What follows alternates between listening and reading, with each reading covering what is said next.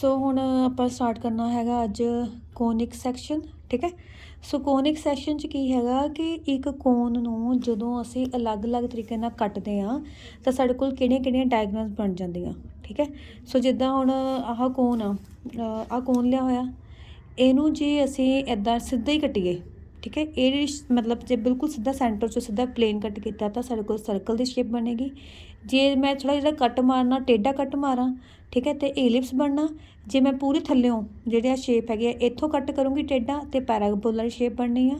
जे यही मतलब यही दो कोन है ना, जिदा आह कोन उपर भी कोन आ नीचे भी कोन आ, जे मैं सीधा नीचे नूं कट करा सर्कल बनना, जे मैं टेढ़ा कट करा एलिप्स बनेगा।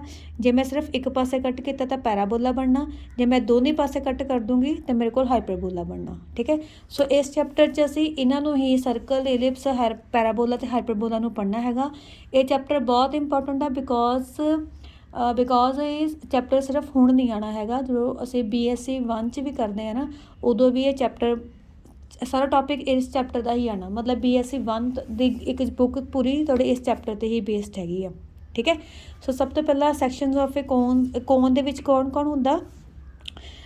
एक जी जिदा कोन बनाया होया ना, आह कोन उपर भी तो नीचे भी, वैसे तो डमरू की शेप च देखे जाए तो ना, जी सेंटर की लाइन है ना, जी ये दो हिस्सों च बराबर वंडदी पई है, इनू असीं बोल दें एक्सिस। ठीक है। जिहड़ा ये उपर वाला जिहनूं एक पोर्शन असीं थल्ले रखना इनू असीं बोल दें लोअर नेप, जिहड़ा असीं उपर रखना उन्होंने असीं बोल दें अपर नेप। ठीक है। जिहड़ी ये सीधी लाइन आह वाली टेढ़ी लाइन नाल एंगल बनाती पई है, इनू असीं बोल दें अपना वर्टिकल एंगल। ठीक है। Vertical angle. ठीक है। इनू वर्टिक्स टू मतलब फिक्स पॉइंट बोल दें। ठीक है।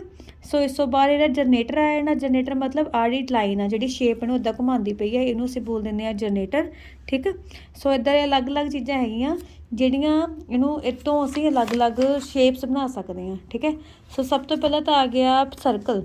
सर्कल मतलब जो असीं किसी चीज़ नाल पूरी आह वाला देखो आह प्लेन आ, जिद्दां तुसीं पटैटो नूं एक कर्द नाल कट्टदे आ ना, सो आही सेम चीज़ आ, एक पूरी 90 डिग्री के एंगल ते पूरा सीधा आह लाइन नूं पूरे 90 के एंगल ते कट किया तो उन्होंने सर्कल की शेप बनेगी। ठीक है। जे तुसी इनू किसी एंगल ते कट करते पे होर ते जिद्दां इन्होंने अल्फा एंगल ते कट कर दिता, ठीक है, टेढ़ा कट किया तो तुहाडे कोल पैराबोला की शेप बनेगी। तुहाडी बुक ते ना इन्ना सोहना देखो कि स्कैन कोड दिते हुए आ उन्होंने, आई थिंक ये पूरी डायग्राम दी होनी है, जरूर देखा करो। ठीक है। इदी फिर इलिप्स किदा बनना, जे इनू तुसी टेढ़ा कट करते आ 90 तो एंगल छोटा होवे, ठीक है, 90 तो छोटा होवे बट 0 तो वड्डा, अल्फा तो वड्डा होवे तो इलिप्स की शेप बननी आ। इस तरह जे तुसी एक दोनों पोर्शन कट करते हैं तो कि शेप बननी है हाइपरबोला दी। ठीक है। ये तुहानूं मैं पहला जो दस्सिया इन्होंने उही सारा कुछ कल्ला कल्ला करके शो किया होया। सो सब तो पहला असीं पढ़ना हैगा अपना सर्कल। ठीक है। एसेंट्रिसिटी वाला टॉपिक आप करूँगी मैं, पर थोड़ा जिहा पढ़ लीए फिर देखते हैं। ठीक है। एसेंट्रिसिटी की हुंदी आ उदा तुहानूं दस दिंदी की हैगा, डेफिनेशन की हैगी आ एसेंट्रिसिटी दी आ। If S is the focus and L is the directrix एक लाइन होंगी जी फिक्स होवे लाइन। ठीक है। So then the conic is the set of point in a plane whose distances from S and their distances from L in a plane bear a constant ratio. मतलब जिद्दां जो असीं कोई भी अलग अलग डायग्राम्स बनाते हैं ना, फोकस मतलब एक फिक्स पॉइंट हुंदा, डायरेक्ट्रिक्स मतलब एक फिक्स लेंथ लाइन हुंदी है। ठीक है।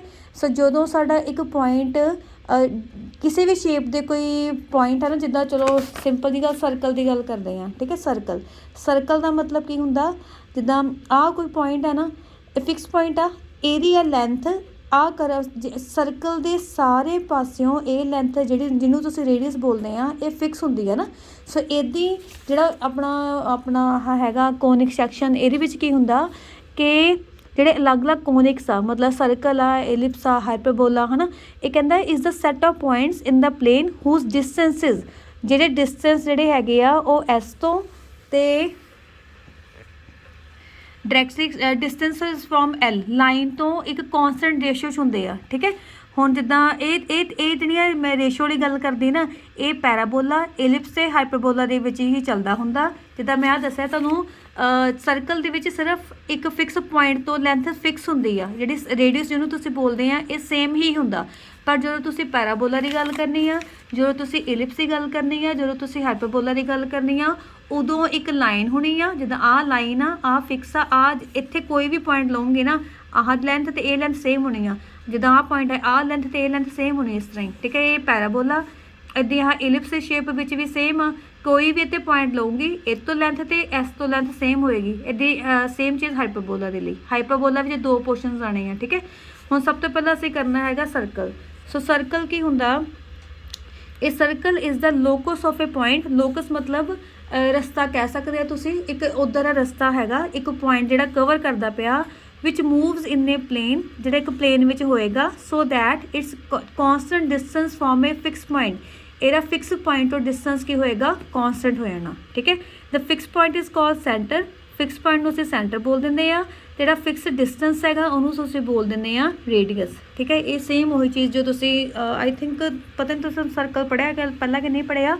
सर्कल का मतलब बस बेसिकली की हुंदा कि एक कोई पॉइंट आ इत्थे कोई भी पॉइंट होणगे, मान लो अलग अलग पॉइंट, इन्हां दा आ डिस्टेंस जिहड़ा ना आ सेम रहना, आ डिस्टेंस सेम रहना, तो जे मैं इन्हां पॉइंट नूं ज्वाइन करूँगी मेरे को एक सर्कल की शेप आ जानी है, ठीक है। जिहड़ा फिक्स डिस्टेंस आ इहनूं तुसीं बोल दिंदे आ रेडियस, ठीक है। तो जिहड़ा फिक्स पॉइंट आ जे तुसीं डिस्टेंस देखते पे उहनूं तुसीं बोल दिंदे आ सेंटर, ठीक है। सो सर्कल दे लई बेसिकली दो चीज़ां चाहीदियां हुंदियां, सेंटर एंड रेडियस, ठीक है। हुण जिद्दां इन्हां ने पहली इक्वेशन बनाई आ, to find the equation of a circle whose centre is at origin, centre origin ते आ ते रेडियस आर दे कोल दिता होया, ठीक है। हुण आ सर्कल की इक्वेशन पता करनी आ। हुण आ इत्थे कोई पी पॉइंट ले लिया एक्स वाई, पी दा ओ ना डिस्टेंस किहदे बराबर होना, आर दा। ओ पी दा डिस्टेंस किहदे बराबर हो जाऊगा, आर दा। सो ओ पी डिस्टेंस फार्मूला सीधा की हुंदा x1 minus x2 y1 minus y2 दा होल स्केयर उपर under root. So x minus 0 दा स्केयर y माइनस 0 दा स्केयर उपर under root is equal to r. So ये बन गया x square plus y square is equal to r square, ठीक है।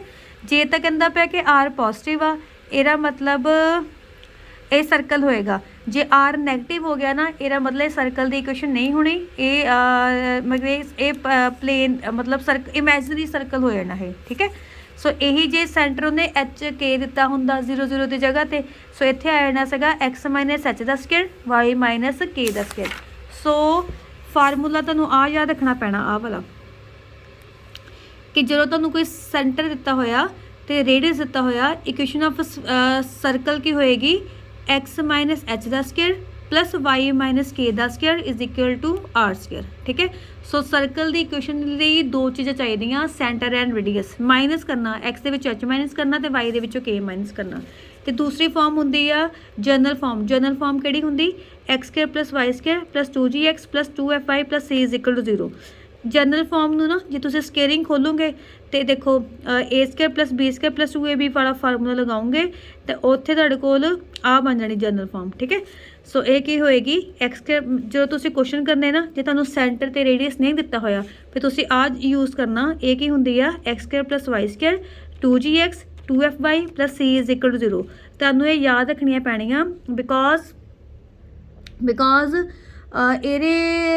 हरेक सर्कल हरेक मतलब इलिप्स की अलग हैगी आ, सर्कल की अलग आ, इदा करके, ठीक है। तां करके तुहानूं देखना पैना कि किद्दां हैगा है x square plus y square plus 2gx plus 2fy plus c is equal to 0, ठीक है।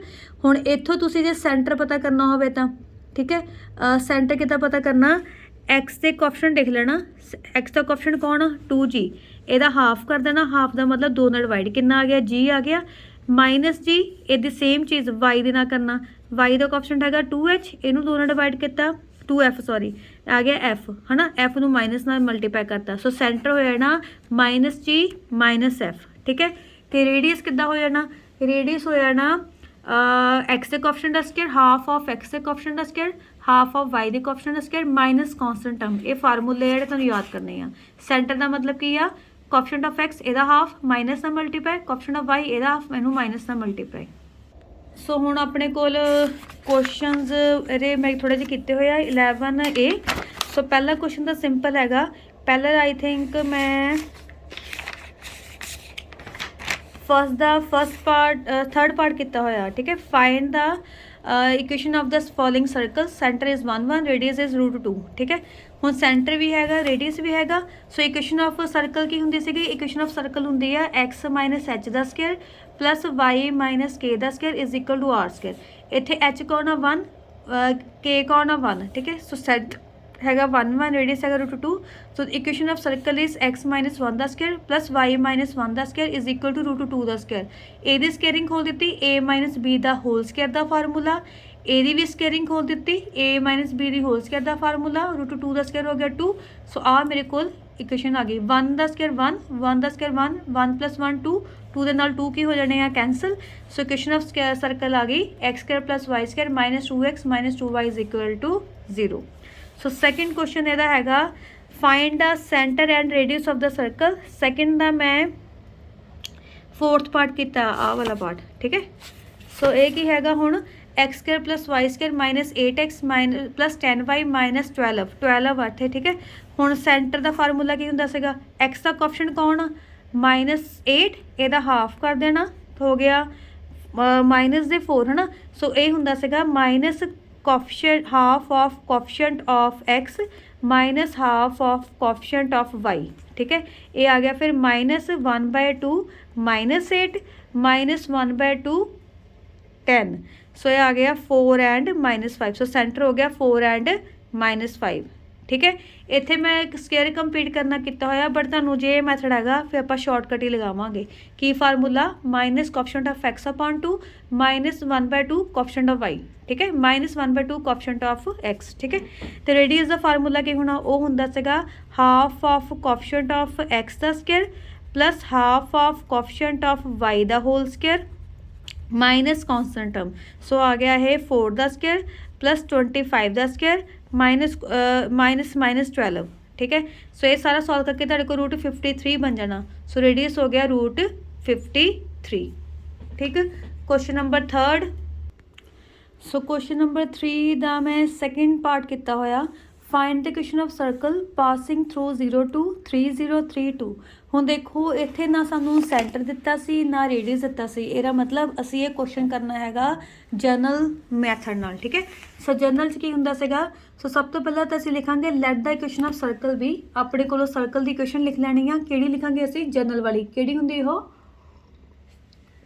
X square plus y square plus 2gx plus 2fy plus c is equal to 0। जिहड़े तुहानूं मैं कहा सी याद रखना पैना। ठीक है, हुण दिस सर्कल 1 पासिस थ्रू किहड़े पॉइंट चों पास करदा पिया? हरेक वारी क्वेश्चन च इदां ही करना। पहला पॉइंट लिख लिया, इहनूं नाम दे दिता a दा 0 2, दूजा पॉइंट 3 2, इहनूं 3 0 नूं नाम लिख दिता b, अगला आ गया c 3 2। ठीक है, so put a in 1, a नूं 1 च पुट कर दिता, x की जगह ते 0, y की जगह ते 2, एक्स की जगह पे 0, वाई की जगह पे 2 plus c is equal to 0। So ये आ गया 0 + 4 + 0 + 4 5f + 6 c is equal to 0। So आ गया इतों 4f + c, इतों मैं f की इक्वल टू -4। सो 4f की वैल्यू होगी -4 - c। ठीक है, इदी अगली अगला है गया 3 0 पुट करता, x नूं 3 पुट करना तो y नूं 0 पुट करना ये है ना। 9 आ गया, 0 आ गया, 6 आ गया, इतों आ गया 0 तो c। सो 9 + 4 + 6f + 4f + c is equal to 0। So equation आ गई 4g + c is equal to -9। So 6g की वैल्यू होगी -9 - c। तो थर्ड इक्वेशन च 3 2 x नूं 3 पुट करता, y नूं 2 पुट करता, आ इक्वेशन आ गई। उपरों असीं 4f की वैल्यू भी कड्ढी हुई है तो 6g की वैल्यू भी। सो इत्थे 4f की तो 6g की वैल्यूज़ पुट कर दित्तियां। आ 4f 6g की सी ते 4f की सी, c की वैल्यू आ गई मेरे को 0। सो जे c की वैल्यू 0 आ गई, इत्थों 4f केरे बराबर हो जाना? c 0 हो गया, 4f हो गया -4 के इक्वल, सो f हो गया -1, 6g हो गया -9 के इक्वल, g हो गया 3/2। ठीक है, सो एफ जी तो सी दी वैल्यूज़ आ गई, सारिया वैल्यूज़ असीं 1 च पुट कर देनियां। x² + y², जी की वैल्यू सॉल्व करके आई है -3/2, एफ की वैल्यू आई है -1 तो c। ठीक है, सो आ साढ़े को आंसर आ गया, किहड़ा आ गया answer? x² + y² -3x - 2y is equal to 0। मतलब तुहाडा काम इधर के क्वेश्चन च की पता करना होना? तुहाडा काम पता करना होना अपना एफ तो जी तो सी। ठीक है, लास्ट क्वेश्चन 5th क्वेश्चन हैगा, ਇਹਦੇ ਵਿੱਚ ਕੀ ਹੈਗਾ ਹੁਣ find the equation of circle whose centre is 2 2 and passing through the point 4 5। ਇਹਦੇ ਵਿੱਚ ਸੈਂਟਰ ਦਿੱਤਾ ਨਾ, ਇਹਦਾ ਮਤਲਬ ਆਪਾਂ ਸੈਂਟਰ ਵਾਲੀ ਇਕੁਏਸ਼ਨ ਲਿਖਣੀ ਆ। So we know that the equation of circle be x minus point ਕਿੰਨਾ ਸੀਗਾ 2 2 ਸੀ। ਸੋ ਇਹਦਾ ਮਤਲਬ h ਹੈਗਾ 2 ਤੇ ਆਪਣਾ k ਵੀ ਹੈਗਾ 2, ਠੀਕ ਹੈ। ਸੋ x ਮਾਈਨਸ 2 ਦੀ ਹੋਲ ਸਕੇਅਰ y ਮਾਈਨਸ 2 ਦੀ whole square is equal to r square, ਕਿਉਂਕਿ ਮੈਨੂੰ ਰੇਡੀਅਸ ਨਹੀਂ ਪਤਾ। ਹੁਣ ਇਹ ਸਰਕਲ ਕਿਹਚੋਂ ਪਾਸ ਕਰਦਾ ਪਿਆ 4 5 ਚੋਂ। x ਨੂੰ ਪੁੱਟ ਕਰ ਦਿਓ 4, y ਨੂੰ ਪੁੱਟ ਕਰ ਦਿਓ 5। ਸੋ 4 ਮਾਈਨਸ 2 ਦਾ ਸਕੇਅਰ, 2 ਦਾ ਸਕੇਅਰ 4 ਹੋ ਜਾਣਾ, 5 ਮਾਈਨਸ 2 ਹੋ ਗਿਆ 3, 3 ਦਾ ਸਕੇਅਰ 9 ਹੋ ਜਾਣਾ। r ਸਕੇਅਰ ਕਿਹਦੇ ਬਰਾਬਰ ਹੋ ਗਿਆ 4 + 9 ਦੇ। ਸੋ r ਸਕੇਅਰ ਦੀ ਵੈਲਿਊ ਹੋ ਗਈ 13। ਇਹਨੂੰ ਅਸੀਂ ਪਹਿਲੀ ਕੁਐਸਚਨ 'ਚ ਪੁੱਟ ਕਰਤਾ। ਸੋ ਕੀ ਆ ਗਿਆ x ਮਾਈਨਸ 2 ਦੀ ਹੋਲ ਸਕੇਅਰ y ਮਾਈਨਸ 2 ਦੀ whole square is equal to 13, ਹੈ ਨਾ। ਅਤੇ ਇੱਥੇ ਸਕੇਅਰਿੰਗ ਖੋਲ ਕੇ ਆ ਤੁਹਾਡੇ ਕੋਲ ਆਂਸਰ ਆਇਆ ਨਾ x square plus y square minus 4x minus 4y minus 5 is equal to 0, ਠੀਕ ਹੈ। ਹੁਣ ਤੁਸੀਂ ਇਹਦੇ ਕੁਐਸਚਨ ਪਹਿਲੇ 8 ਤੱਕ ਟਰਾਈ ਕਰਨੇ ਆ, 8 9 ਤੱਕ। ਜੇ ਕੋਈ ਨਹੀਂ ਹੋਇਆ ਤਾਂ ਮੈਨੂੰ ਪਲੀਜ਼ ਦੱਸ ਦਿਓ, ਬਾਕੀ ਅਸੀਂ ਕੱਲ੍ਹ ਕਰਦੇ ਹਾਂ।